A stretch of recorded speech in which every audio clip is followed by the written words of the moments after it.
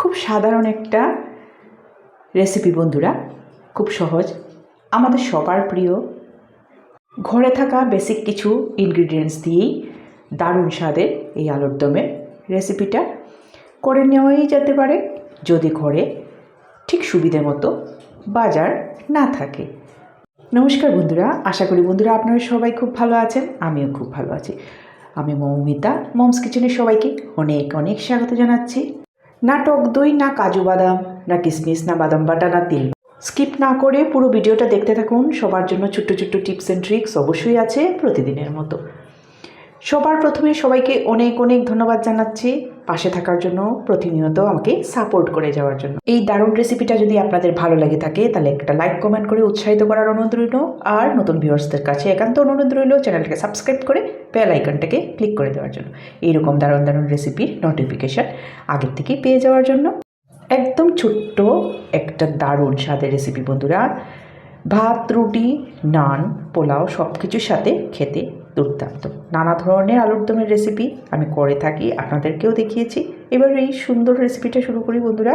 এখানে দেখুন হাফ কিলোর মতো আলু, একটু ছোট সাইজের আলুকে অর্ধেক করে বয়েল করে খোসা ছাড়িয়ে নিয়েছি। এবার কড়াইতে সাদা তেল দিয়ে দিয়েছি আর পরিমাণ মতো নুন আর হলুদ দিয়ে ভালো করে মিক্স করে নিচ্ছি।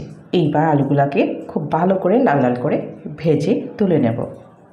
এই আলুর দমের রেসিপিটা বড় ছোট সবারই খুব ভালো লাগার বন্ধুরা। ঘরে বাচ্চারা অনেক সময় সব ধরনের সবজি খেতে ভালোবাসে না, তো তার জন্য রান্না অনেকটাই করে নিতে লাগে। তো ঝটপট এই আলুর দমের রেসিপি করে নেওয়া যায়। এখানে দেখুন টমেটো 2টা রাফলি কেটে নিয়েছি, কয়েক কোয়া রসুন আর একটা পেঁয়াজ রাফলি কেটে 4টা কাঁচা লঙ্কা দিয়ে একটা পেস্ট বানিয়ে নেব। আর এতে আর আমি কিছু দিচ্ছি না।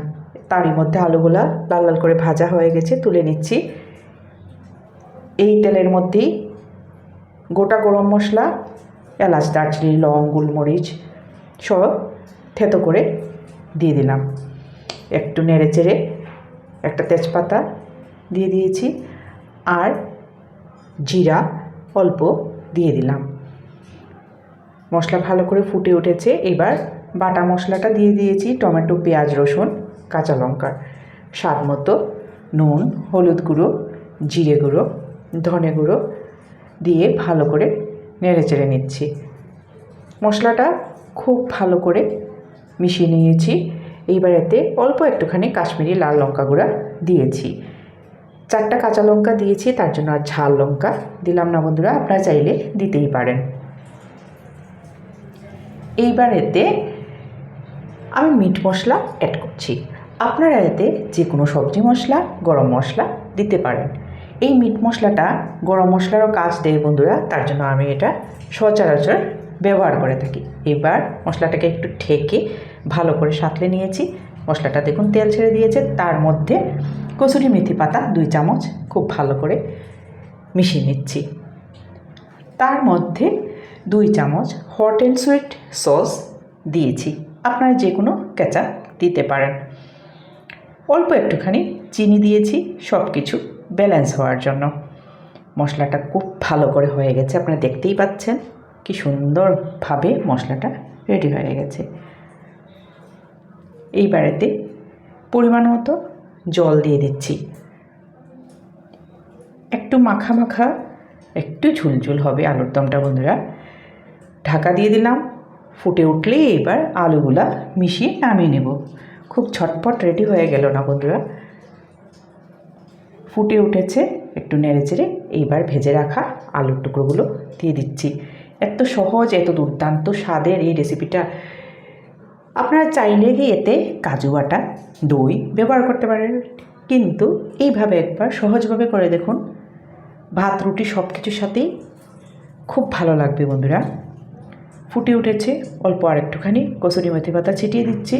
শীতের সময় ফ্রেশ ধনিয়া পাতা দিলে পর এর গন্ধটা দুর্দান্ত হয়, কিন্তু মেথি পাতা দিয়ে করলে পরে এর কিন্তু স্বাদ একটা আলাদা মাত্রার, সেটা আপনারা করলেই বুঝতে পারবেন। রেডি হয়ে গেছে দারুণ স্বাদের আলুর দমের রেসিপি বন্ধুরা।